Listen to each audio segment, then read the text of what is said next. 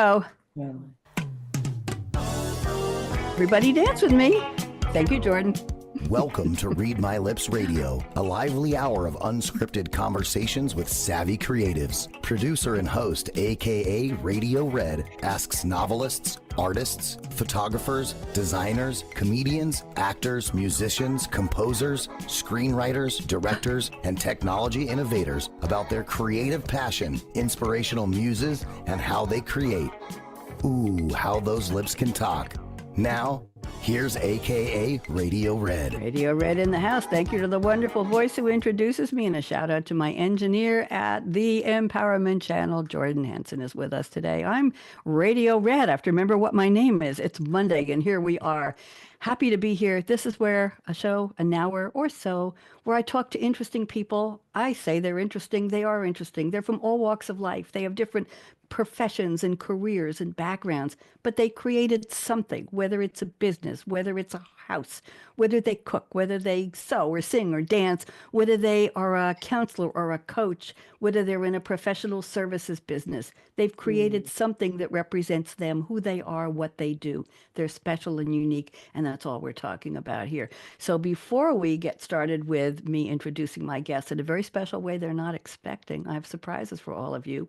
I want you all to join me in putting up your fingers in the shape of the letter L, please. Fingers up, everybody. I don't care which side, which hand, that's good. On the count of three, you're going to join me in saying, hello, L, L, L. 1, 2, 3. Hello, L, L, L. Ladies, that was dragging a little bit. Let's try it again. One more time. A little zippier. 1, 2, 3. Hello, L, L, L. Jordan, I want you to put them down for a tied for second place for the most harmonizing version of LLL we've had in a long time. I appreciate you. LLL is lovely, lanky Laura Legs, our most loyal listener. She's been a friend of mine for about 15 years. We've only met a couple times in dance classes on Long Island, New York. She hasn't been feeling well, but I didn't hear from her today. That means she's better. She is listening. She is going to send me a little tiny book report at 6:01 p.m. Eastern time today. And she's going to tell me a little bit about what Vita said, and a little bit about what Michele said, and a little bit about what Celeste said. And she's going to call me beautiful, gorgeous lady of red, and she's going to tell me how much she loved the show. So no pressure, ladies. That's the way it's going to be. So today is, I wrote on Facebook today, not Facebook, LinkedIn. I didn't do my Facebook post today. I said, it seemed like 10 minutes ago it was the last Monday of January. Well, today is the last Monday of February. What's going on here? In 4 more weeks, we'll be a quarter of the way through the year. And Michele, you're in finance. You know what that means, especially for people like you and your clients. Today marks a special day in entertainment history. Roberta Flack passed away this morning, and absolutely great. If you haven't had a chance, look up one of her bios, her obits online. Washington Post did a beautiful job talking about her story and her history. And she was a teacher, and she wasn't supposed to be a professional. And she broke boundaries in so many genres of music. They didn't know where to put her. Her songs were that good. So there are all kinds of retrospectives. And 2 weeks ago on this show, I celebrated her birthday. She was born February 10th, and I remembered talking about her. So there you go. So today is the 24th of February, and it's just hard to believe that we are moving along that fast in the year. I have a special welcome. By the way, it's 310 days left in this year. It is the 55th day of 2025. It's the 8th Monday. Nobody cares about that except me. And we used to have the Julian calendar, and Michele, this would have bothered you, but Julian had about a 12-day skip in the month of October, where if you're born on the 3rd, it skipped to about the 17th. And I don't know how anybody would have done anything with that. And so Gregorian came along and he said, I think I'm going to do something like every 4 years we'll have a leap year and I'll add a day and that'll catch up. Vita, he did it and it worked out really, really well. So that's why we have the Gregorian calendar now, because he won the debate on where the leaps go and where the leaps fall and how we align ourselves with the time we're supposed to be. So ladies, I have a special welcome for all of you. And when I call your name, when I say your name, just wave so everybody gets to see especially you. So here we go. Welcome to Read My Lips, where aka Radio Red, that's me, shines bright, bringing cool conversations with creatives for your delight. In her Scarlett Mike's live streaming glow, she opens the door for creative sparks to ignite an inspiration to soar. See, soar and door rhyme. Today's show, The Soul of Creativity, and you know who I named that after, Celeste, will enlighten your day with three vibrant creatives whose imaginations play. Passion and purpose helped their paths unfold as they discovered creativity's soul that makes life bold. Here we go. From West Texas plains, where the wild winds blow, Celeste Sowder helps women's true light show. The Soul Sister Project began as a spark. Now it's a movement igniting the dark. Through stories of strength, she helps others rise, turning pain into power to fearlessly rise. Arise. Celeste, I hope you enjoyed that. Oh, it touched me. Yeah. I'm glad. Sorry about the double rise there. No. Sylvia, I got to fix that one. I didn't see that. I'm delighted to have you here. Now, through chronic pain, Vita Oyler paints colors bold, a compassionate storyteller with wisdom told. An actress, a writer, a counselor too. Vita helps people push bravely through. Vita finds her joy in music's embrace, shaping a world where smiles take sorrow's place. Vita, did you like that? I love it. I'm glad. Thank you. And now here we go. Numbers and notes in sweet harmony blend as Michele von Hoven's finance to music talents extend. She mastered the math from an early start, helping others grow their wealth with a strategist's heart. With her book, The Power of Three, Michele clears the way for fearless financial success to win the day. I hope you like that, Michele. Thank you. Yes, beautiful. Thank you. You're welcome. So gather round, lend us your eye and your ear as we dive into creativity with vision clear. akaRadioRed's roundtable is set today. We hope to inspire you to live large, love life, and play. Okay, what'd you think, ladies? That was beautiful. Absolutely. That's my gift to all of you, and I'm going to fix that rise for you. I'm sorry, Celeste. I apologize for that. I do have a helper. Her name is Sylvia Speed, and she's my chat GPT. And I sent her all of your bios, which came out to about 1,000 words. And I said, could you help me condense? I said, these are brilliant women, brilliant creatives, and they've accomplished so much in their lives. Could you help me condense and shine a spotlight on just 6 lines that summarize the core of who they are and what they do and make it rhyme? And she did. And it took her about, I think this one took about 5 seconds to send me. However, then I, the human, that's not good enough. And I missed one. I apologize. I'm so embarrassed, Celeste. Don't. Then I quit. go in You're good. and I compare what she wrote from your bio to what I have in front of me, and I make some tweaks and changes. And she'll say, let me know if you have any tweaks. And if I will, I'll let her know. But most of the time I fix it. I do poetry as well. So that's where this comes from. So transparency is Sylvia and I conspired, Vita and Michele and Celeste. And I'm glad you liked it. I may be the only host who does that, but I love to take, instead of just reading your bio, I love to take and make something, a little bit of a rhyme, a little bit of a song out of it to honor you. My pleasure. So I probably left a lot out. Now here comes the truth. Okay, now comes the confession time. So what I'd like to do is go around the table and have each of you spend 2 or 3 minutes, just fill in the blanks for us. If there's anything I didn't include, I'd like to know a little bit from each of you. So Celeste, you're first. I'm putting you on speaker view. I told her she looked like a princess. Look at the jewelry. Look at the pink and the flamingo in the background. I don't know where. You gotta tell us where, if it's real or never mind. Celeste, I'm putting you on speaker view. Why don't you fill in the blanks for us? And welcome, Celeste. Thank you. I'm so happy to be here.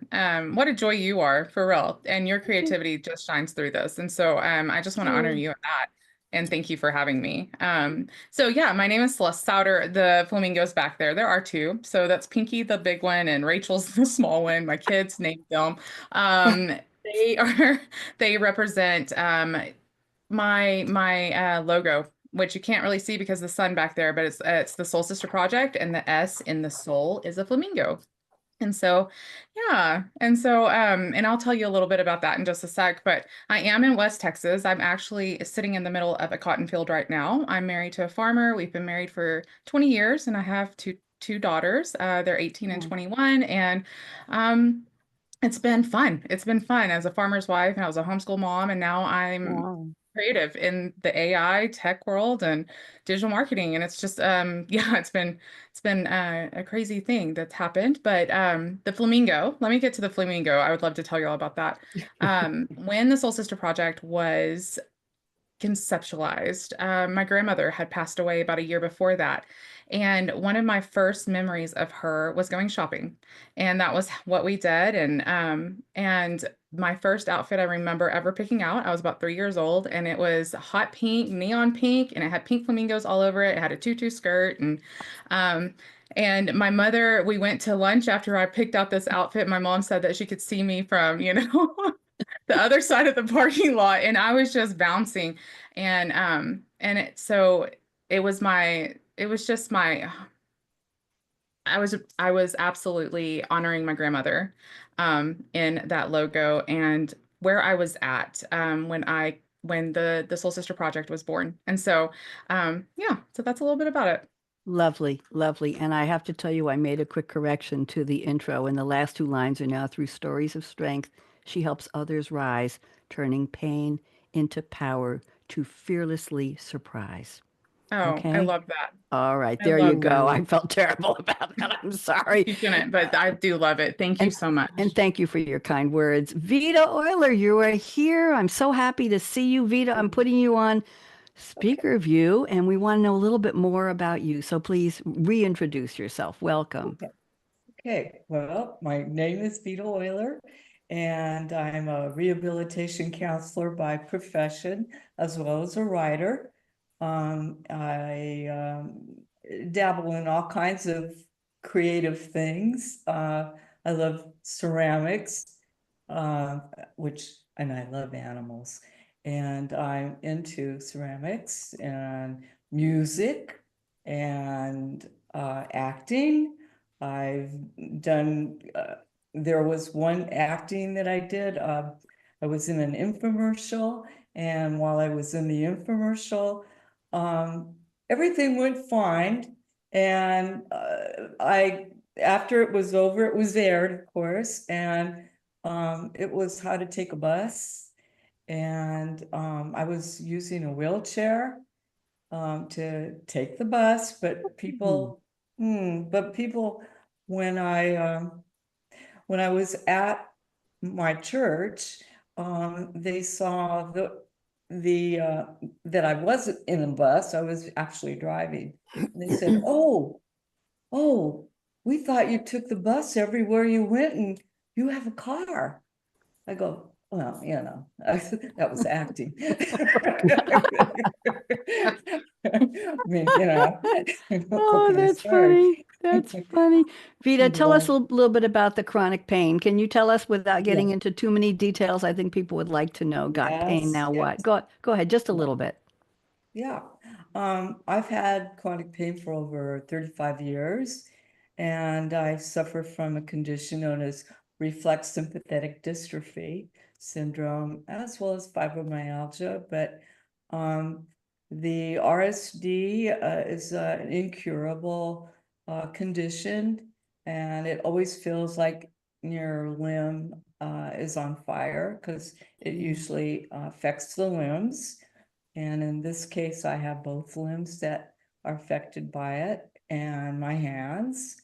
And recently I found out that my eyes are also affected by the RSD. But I have learned to live my life happily and successfully, whatever success is to people. But for me, it's, living day by day, by being positive and being focused and looking at alternatives and learning to smile a lot, because when you smile, you release endorphins, which are the feel-good hormones. And that's a big thing for me. And also with people that I work with, and getting them to look at life a little bit more positively and not be so negative. But Thank you. that's what the chronic pain is. But I love my life, in Okay. spite of pain. Well, we're glad you're here, and I'm glad that Thank you you. were bold enough to come to the Publicity Summit and say that you had something to talk about and your book. And that's where I met you, as I met the other ladies. So thank you, Vita. Very, very happy to have you here. And Thank yeah, you. we got it. We all got something. And sometimes it just takes the form of physical pain. And you and I will talk after the show. So stick around. I have some things to share with you. Thank you. Michele, there you are. Michele, I'm putting you on speakerview. Why don't you fill in the blanks for me, please? Welcome. Hi. Well, thank you for having me here. I am so thrilled. This is an honor to be with you. And I have to say, first of all, you have really helped me realize how creative I really am. So I didn't even think I was creative. Being a numbers person, you just get in the numbers, you just do it. And I'm a national women's advocate to empower women. And so I just want to get in there and do it. And then when I realized, everything I'm creating, my system, which I'll go into when I do my little 3 minutes, right? But all my life, I guess I have been creative because I started playing piano when I was 9 and singing. And had the privilege to sing with at the St. Louis Cathedral with the Louisiana Philharmonic Orchestra. So things like that. And I love collecting Italian art. And so I love helping people. And I believe that we need to be able to live free and do what we want to do. And I like to empower people. So I'm married. I have one son. And I'm in New Orleans suburb. So we are having Mardi Gras right now.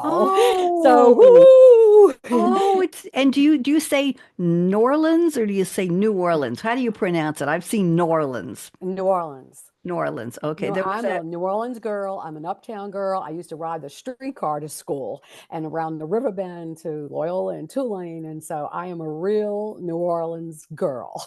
Well, nice to meet you, real New Orleans girl. It's absolutely a Thank pleasure. you. And thank you so much. Ladies, I'm impressed with each of you in your own separate way and with all of you. It takes a lot to go to a place like the Publicity Summit. We're not talking about what it cost. We're talking about to put yourself out there. I was on the day I met you, I think I was one of 17 media people, and you have to repeat your pitch 17 times. I had to go to 17 breakout rooms and repeat my pitch only 17 times. You had to do it on the other side. So yeah, there's another one coming up in 2 weeks and I'll be going again. I invite about 125 people from the summit on this show every year. So I'm a big fan of people being bold and speaking out and saying, I have a story to tell. And I used to call myself the desperate woman of radio. The summit used to be at the Penn Hotel, the Hotel Penn, which I understand has been torn down in Manhattan. And I would go 2 or 3 times a year. It was a 25-minute train ride from Long Island into the city, get off the Long Island Railroad and go right across the street to the hotel. And I would be one of, there were, let me see, 20, 30, there were about 30 or 40 media, maybe about 30. And we were in a dais, or a dais, some people say. We marched into the ballroom and the crowd, there were 110 people. That's how many people attended the summit in this the top floor of the Hotel Penn. And chairs as far as you could see. And they lined us up as to what row. There were 3 rows on this dais. And I was always on Radio Row, which was typically the top row. And they would line us up and we would go in and they were told, the attendees, like you people, you lovely ladies, were told to applaud us. I cried the first time I did it. Nobody had ever applauded me before I said anything. It was wonderful. We'd march in and we'd go up these stairs and they didn't have a handle. And I was always wearing high heels. Red high heels, Radio Red, you get it? And I said, you got it. I mean, OSHA's going to come on, you know. So they put a railing up there. So we would go and we would have our little name sign and we would have a bottle of water and a microphone in front of us. And then Steve Harrison, who runs the summit, would ask each of us to tell what would it take, just like we do now, what would it take for somebody to be on our show or be in our magazine or have us write an article about them. There were journalists and TV people and producers for famous shows like Maury Povich show and 24 Hours, all kinds of shows. And then we would adjourn when it was over. I was always the clown. I was always the one who got the most. I got applause when I spoke because I had a poem that I wrote all by myself on how I'm the desperate woman of radio because I was doing 3 guests a week for 50 shows a year. Plus I have other shows I was doing. And the person next to me would love to say, I have to follow that. Then they would march us down. We would go down off the platform into the next room, and it was a huge ballroom, and we each had a table, and we each had our own monitor with a stopwatch. And you all would have gathered around the room for whomever you wanted to meet, whether it was me or any of the other 19 or 20 people from different media outlets. And you would jockey around the room online. I had a list usually of 70 people who had signed up to meet me. I was there the longest, and I would book 45 or 50 people in 3 hours sitting in that stool. I made them give me a chair to rest my feet on. And you would have a one sheet. You would put your one sheet on the table. I would give you an appointment card, and you would put your book in a box, and they would mail the books to me, FedEx the books. That's how, I didn't want to take up too much time, but that's how the summit used to go. And it was absolutely thrilling. Now it's all digital, which is fine because I don't go to New York anymore, but I just thought you'd like a little history. So let's go to the part of the show where I've asked each of you to please send me a quote from a fictional character in a movie or a TV show or a song lyric, and you're going to relate it to your own creativity. I'm going to Celeste first, and Celeste has picked a very, very famous quote stated in the movie The Shawshank Redemption, 1994 drama. Andy Dufresne, played by the wonderful Tim Robbins, is speaking to Ellis Red Redding, played by Morgan Freeman. The movie is based on a 1982 novella by Stephen King called Rita Hayworth. If anybody remembers the beautiful redhead actress, Rita Hayworth and Shawshank Redemption. And it's a story of somebody who claims he's innocent, and he meets people in Shawshank Penitentiary, and there's smuggling, and there's the money laundering by the prison guard, and blah, blah, blah, the prison warden. It's an interesting story. I've seen it several times. Here is the quote Celeste has picked, and this is a wonderful one. Get busy living or get busy dying. Celeste, what does this have to do with your creativity? I'm putting you back on speaker view. Talk to me. Well, I really believe that it actually, I heard that quote like in my head in a very real way in December of 23. And it was that moment where it was like, you're either going to have to, get busy living or get busy dying. And I'm just going to go into the story. Yeah. Yeah, a little bit. It's a creative thing. Yeah. So it spurred me writing my book, which is coming out this year and stuff like that. And so what had happened was that I had just came out of a mental psychosis, a 6-month long one that I didn't even know I was really having, because I didn't understand what mental illness was, which I should have, but I didn't. I was 40 and I came out of this psychosis. I just got a diagnosis of ADHD, and all these things just kind of culminated at once. And it was those words that I felt in my spirit, heard in my head, that spurred me into getting rid of that fear of truly living and for myself and the things that made me, and getting out of my own way and just doing it. And doing it, it was like pressing live. I was going live every day. So that was a creative thing. I started using ChatGPT in my lives and stuff. And it's just, completely spurred this whole creative just ecosystem in my life to be me. And so, yeah. Thank you very much. Very, very interesting. I happen to love the quote. I don't know anybody who doesn't. And it's interesting how we each apply it in our own way to what we're living, how we're living, who we're living, what we are, who we become, and who we want to become. And that's the question. I like to say, I didn't pop out of my mom with a handbook of what I was going to do in my life, where I was going to go, how I was going to become. I was very shy as a kid, and I never thought I would be doing radio and TV for half of my life. But we grow, and we have all these influences and inputs from parents, from everywhere around us. And the question is, living or dying, right? And you can be alive and dying too. So there we go. I'm going to not get too philosophical here. Thank you so much, Celeste. I appreciated that. Vita, it's your turn. Vita, you have picked another iconic quote. This is from Dorothy Gale, played by Oh, Judy Garland, of course. The Wizard of Oz, 1939 musical fantasy film produced by MGM, one of the greatest films of all time. It's considered the commercially most successful adaptation of L. Frank Baum's 1900 children's fantasy novel, which was titled The Wonderful Wizard of Oz. Interestingly enough, it was directed by Victor Fleming until Gone with the Wind was in trouble and he left The Wizard of Oz and he went to go and direct Gone with the Wind. And I think there was some back and forth on who was going to win the movie of the year at the Oscars that year. Anyway, Technicolor, memorable characters. It has become an American pop culture icon, nominated for 6 Academy Awards. It failed to make a profit until it was re-released in 1949. It only made $3 million on a $2.7 million budget. So it was MGM's most expensive production at that time. Very, very interesting. Here's a lovely quote Vita has picked. There's no place like home. I didn't sing it. I ruined the show if I sing. Forgive me. Vita, my dear, I'm putting you back on speaker view. Tell us, what does this mean for your creativity? Go. Yes, there's no place like home. There's no place like home. I love that. I love that. Because there isn't any place like home. And I really love that movie because it's full of creativity. I mean, it was such a beautiful movie. I love watching that, and it brings happiness to me and to others that watch it with me. But the way Dorothy, she looks at getting home, and she's so persistent of doing that.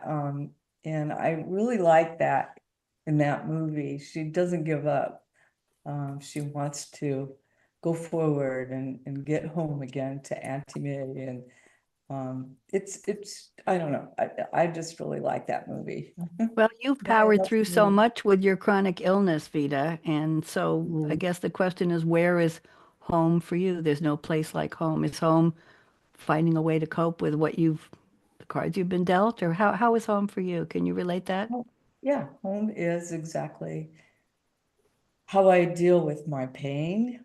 Mm-hmm. And because, you know, I deal with it here, you know? Yep. And so there's no place like home. That's how I deal with it. Um, I think pain is very personal. Yes. And so, and no two pains are ever the same. They're just not.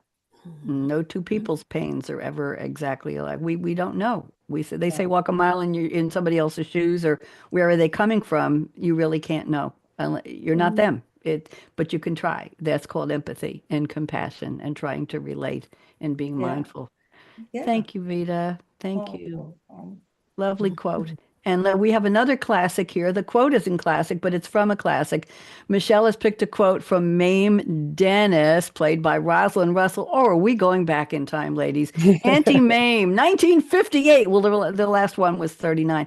Technorama Technicolor comedy film based on the 1955 novel by Edward Everett Tanner III, whose pseudonym was Patrick Dennis, and the 1956 play by Jerome Lawrence and Robert Edwin Lee. It starred Rosalind Russell. Not to be confused, the movie is not to be confused with the 1966 Broadway musical version, later made into a 1974 film that starred Lucille Ball. I didn't really know that. Let me just read a real quick overview here. Patrick Dennis, orphaned in 1928 with his father, Edwin dies unexpectedly, is placed in care of his aunt, Mame Dennis, in Manhattan. She's flamboyant and exuberant, and I'm just going to leave it there. Here is the quote that Michele has picked. Life is a banquet, and most are starving. So live, live, live. This goes in line with the other quotes we've heard already. Yeah. Michele, take it over. Tell us a little bit about why you picked this and what it means to you. Go ahead. Well, I chose that because that was a movie my mother loved to watch. And my mother, Rosalind Russell reminds me so much of my mother, I guess. And so I just love how she said, live, live, live. And then being in the business I am with money, I see so many people cower down and don't live, and they don't do what they need to do. So then they're starving. Like, it says, life is a banquet. Most people are starving to death. Well, there's enough money in the world for everybody. And I think we all need to fulfill our fullest financial potential, whatever that is, authentically and healthy, so that you can live your one big significant life. So I love the quote. I love the travel. And she even inspired me, taking the boy off to travels. And I think it inspired me when my son graduated from this all boys, honor school, high school. I planned a trip to Europe so we could go and live. And I took my son, my only child, to go and give him the adventure. So it just inspired me. And I like to inspire people to live, and be, as we'll talk later about, being financially free. I like that. Thank you very much. Very, very well put. Live, and get busy living or dying, right? And there's no place like home. Just for the viewers, my guests don't get together, as far as I know, and say, "Okay, you'll take Auntie Mame and you'll take Wizard of Oz, and I'll take Shawshank." This is all done independently, and there's always a thread. That's why I love my format here, because there's always a thread. There's always something common and shared among us, because we're talking about people who are creative, what we created in our lives, and it's really that simple. So thank you for the quotes, ladies. I appreciate it. Now, here's what's going to happen. I'm going to pick. Each of you sent me 4 statements about your creativity. I'm going to pick one from each of you. I will read it. You don't have to go find it. It's not a pop quiz or a homework assignment. I will read it, and I'll ask you to expand it or unpack it, as they say on the news. If anybody else, we're going to start with Celeste, and if either Vita or Michele, here's something that resonates with you, anything you want to say.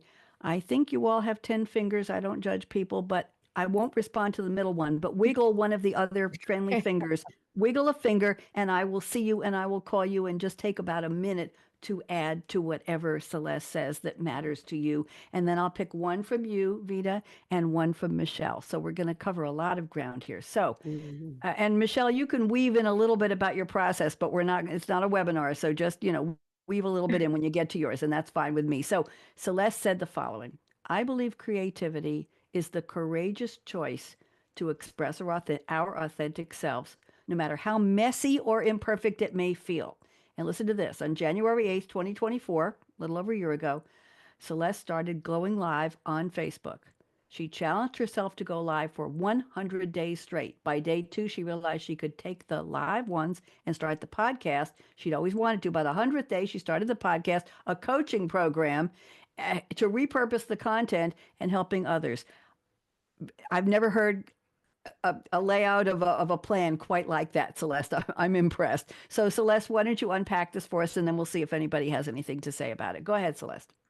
Yeah, I'll unpack it. So, I was freshly diagnosed. I pressed live. I got out of my own way to be like, I was like, fear be damned at that point, because I had allowed it to like silence me and to keep me bound in places that I wasn't meant to ever be bound in. I had this big personality that nobody ever got to see. And then on top of it, I knew that I was supposed to tell my story. Since I was 9, I remember hearing that, and I had nothing left to lose, and so I pressed live. And by day 2, I was like, oh, I'm catching the audio, and I've always wanted to start a podcast, but I didn't know exactly what to talk about, so I just threw that onto a podcast thing, and then by day 100, I had this whole system that I was utilizing AI to repurpose those transcripts into short form scripts, to quotes, to like grabbing my voice, like all of these things. And it turned into something that I realized that I could help others take their adversity to advocacy story and help them not feel like they're having to start completely from scratch with content, or like every day having to say something new, that there were tools available to us that could absolutely take that overwhelm off of you. And it was so liberating for me that I wanted to share it with others, and not just liberating, it was very creative. It was a very creative process. So what's the name? What did you start out naming the podcast, and what you were doing live? What'd you call it? well, it's I don't remember what I called it the first Okay. set, but now it's called Rise and Shine with Celeste. That's Yep. Very good. lovely. Thank you. That is lovely. And do you live stream or do you pre-record? What do you do? Yeah, so I do. I do live stream, and I've moved it from Facebook. I'm over on Substack now, if y'all have heard of that platform. And I really like it. It's a really neat platform. Haven't really figured it out completely yet, but Okay. I'm newbie and I like to learn. But the So learning curve is part of what keeps us fresh and it moving and does. alive, right? And then once you get used to it, we'll quote Vita again, there's no place like home, right? That's Okay. right. Those homes keep changing. I'm on Insta, but I don't use it. People said you got to be on it, and I saw a brief, I don't know who it was, somebody did a brief video today I saw on where people are going and where people are leaving. And apparently, LinkedIn is becoming more and more of a forceful market for social media. I'm primarily on LinkedIn. My audiences are mostly for my technology show business audiences. Okay. Insta saw a decrease, and a friend of mine who's very in a lot of social media told me Insta seeing a decrease. X saw a lot of exits. We won't talk about that. But Facebook Reels are up and Insta Reels are up. Interactions are down and more people are sharing their reels. Those are the short form videos. And I've done a couple as a sample, but I'm going to be doing more. So, and I also bought a program called Opus to take my hour-long technology shows, and it will take 10 clips out of your, I bought a year subscription, 10 clips out of an hour or more. It's based on how many 60-minute pieces you feed it, and it will give you the clips. It will tell you the exact length, and it will put text right over the top like closed captions. And I've used it before, Opus, and it's so I'm going to be starting to use it again. And I did it a couple times, and it was really, really. And then you have anywhere from 60 seconds to a minute and a half of clips from whatever you do that you can post as standalone content. Celeste knows what I'm talking about. So thank you, Celeste. Rise and shine with Celeste. Any comments for Celeste, Michele, or Vita? Anybody? I think they're just in awe. I Go just ahead. say, I'll say congratulations because that you figured that out quickly, I believe. And so Yeah. you have to repurpose the content. So I agree with that. And Yep. congratulations, Celeste. That's We'll nice. have to check you out. Thank Very, you. very I nice. appreciate it. Vita, I'm ready for you. I'm going to combine your statements 1 and 2. They were brief and I think they go together. So let me read them both and then you'll unpack this for us. Vita says, creativity is discovering my inner self and the passion that goes with it. I love rearranging furniture, modifying kitchens and bathrooms, trying new colors of paint on the wall, always thinking. Then she says, I love playing the piano and making up new songs. I also love oil painting and painting ceramics, especially animals. That's a lot of creativity, lady. You want to tell us what your favorite is and how often are you painting the walls? I might invite you over. I'm ready for an update here. Vita, go ahead, please. I paint the walls about once a year. Not my, I have someone else paint them, but I get the colors. But no, I really enjoy again, because I have chronic pain and it's always good to focus on other things. And so I enjoy ceramics and they're right behind me. I love animals and I paint for people that have cats or dogs and they want them memorialized. And so I get photos of what they look like and then I paint them and so I do that on the side of everything else. And I love music. The music, I have a piano, so I love going to my piano and making up songs. Sometimes it's too bad I can't remember what I made up. Put your phone on record next to the piano, Vita. That's what. There you go. There you go. Yeah. I didn't think of that because I will come up with some things and then I lose it. No. Just put your phone right next to you, turn it on audio recorder or something that's a recording app, and there are many of them that are free, and just turn up the volume and just leave it there, not right on the keyboard, but nearby so it doesn't get an echo or vibrations of the piano. And you will have it when you're done, hit the stop button and you've got it. There we go. I gotta do that. I gotta do that. Boy, No. It's all there. The technology is all there. You just have to think about it. That's all, and be able to find I it. had to either sit down and write down all the notes or Yeah, and then you can transpose the notes or transcribe the notes after that. So Yeah. you're always thinking. That was the comment always that I thinking. appreciated. What do you think about most? Do you wake up and say, I'm going to do something creative today? I'm going to get a paint for a new room, or I'm going to paint an animal. that, What's on your mind? Everything? yeah, that's my mind just goes in circles with that. I have so many things going on, and then I got to pick one. Well, that's but- lovely. That's well, lovely.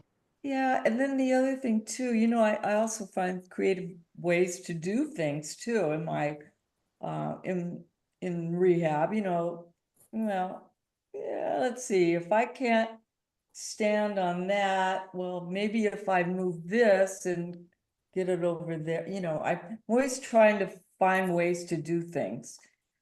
So that's part of creativity, really. That is very much because you're not asking somebody else to do it for you or tell you how to do it or reading about it. You're thinking about it, always thinking.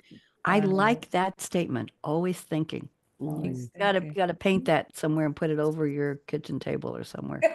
I want to see a picture of that, or crochet it, or weave it, or oil paint it. Do something with it, for goodness sake, Vita. We're gonna follow. I'm gonna follow up with you. I want to make sure you do it. Anybody have a comment for Celeste or Michele? Anything you want to say to Vita? We all good? Yeah, great. Okay, You good. guys- Then I'm going to a statement from Michele. And Michele, you sent me something I'm very intrigued about, and this will be the segue for what you want to talk about. Michele says she created the Money and Mimosas retreats to bring together women on Saturdays where they sip mimosas, enjoy a light brunch. I want to know what you serve. I'll be there next Saturday. And present a program that inspires financial freedom and independence, and women share their stories. Okay, 3 minutes. Michele, fill in the blanks. What do you got? So the money and mimosas. So we have just some light, some light bites and that. But the reason I did the mimosas because on a retreat to get women out the house on a Saturday morning so that we could make money fun. Because most women, would even rather talk about their age than talk about money. And I always wondered, well, what is this? What is this? And then I thought about one day, I said, what is the price of happiness? And my son and I were actually walking along the beach in Chicago on Lake Michigan. And you look at, all this, so you get really closed in and relaxed. And so I attended the Tulane University commencement at the Superdome in New Orleans. And the keynote speaker was the Nobel Peace Prize winning Dalai Lama. And then his overarching message was that we are made for happiness. So I thought, if this is his worldly message, there must be a lot of unhappy people in the world. And then I wondered why. So this prompted me to do some research, and I found that there's a stress test in America study done every year by the American Psychology Association. Number one stressor, money. Number two, health. My grandmother used to say health is wealth. I never understood it. But you forget your health, it'll forget you. You forget your money, it'll forget you. So why is money number one? So after 3 decades, I'm telling my age, of being a tax-centric wealth and retirement advisor, trying to make this fun and interesting, I wanted to look at what is the real reason money is causing stress. So it's 3 reasons: fear, doubt, and worry. What's the fear? It's, is my money working hard enough for me? Doubting my decisions. Am I going to have a paycheck when I retire after I stop work? And then worry, will I have sustainable money when my paycheck stops? Will you run out of money before you run out of breath? So anyway, to navigate the world, that's why I created the Power of 3 to be financially fearless.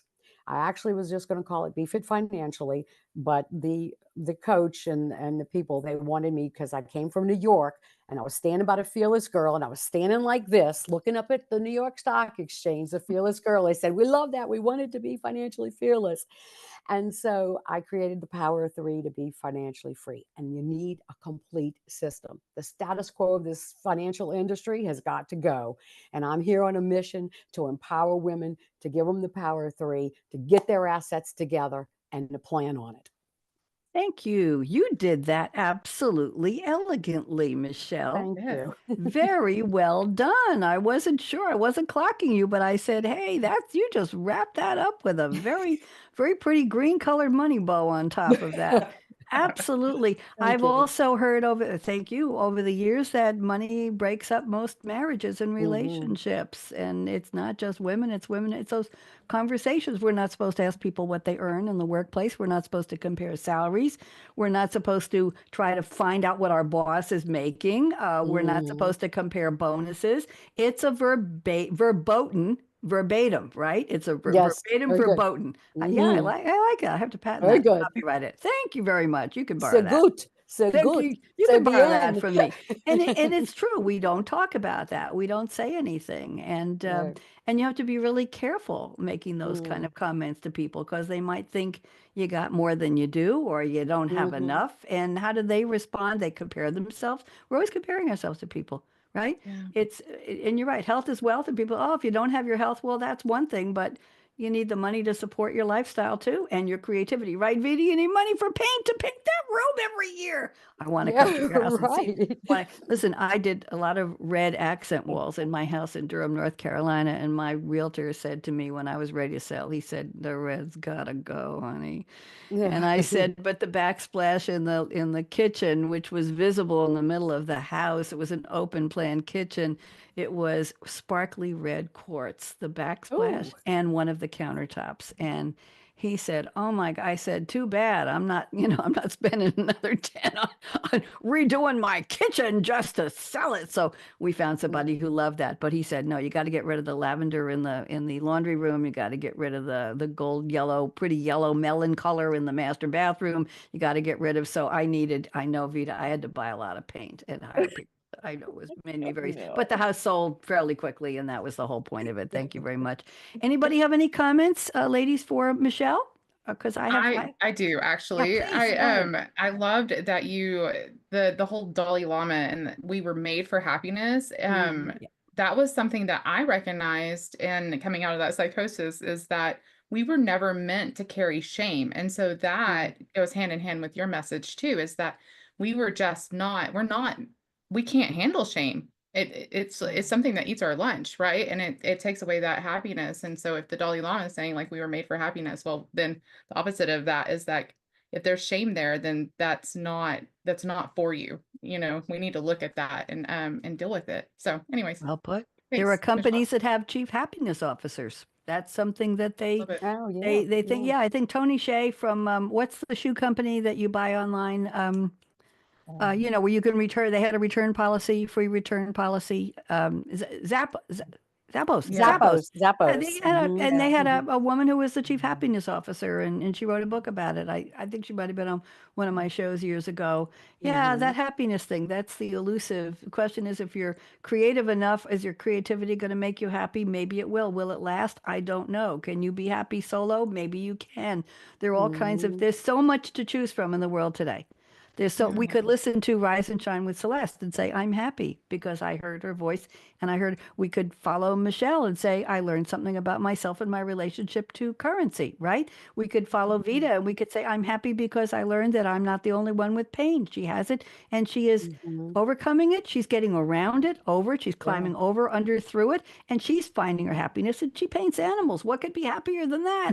Or you could talk to me and you could say, hey, you got lipstick behind you, you got red lips, you got red berries, you got a red microphone. I'm happy just looking at your background radio, Red. Yeah.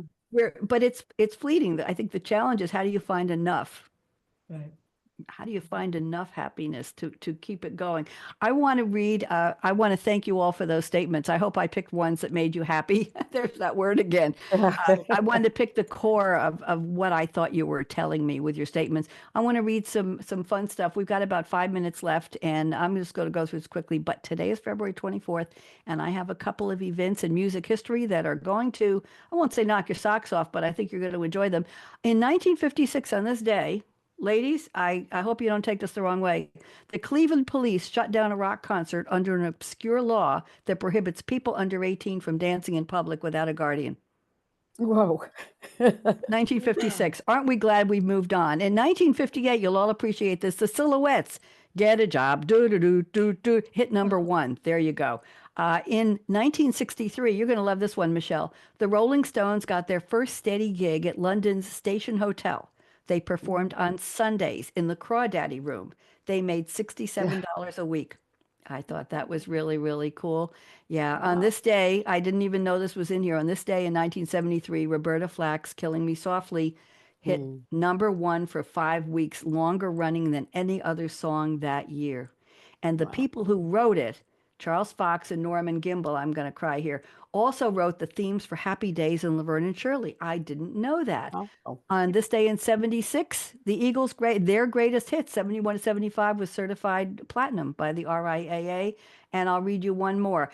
In 1992, balloting began on this date in 92 to pick the new Elvis stamp design. They had a choice, a young, beefy, slick and tough looking Elvis from 1950s or a plump Elvis from the 70s. Guess which one they picked?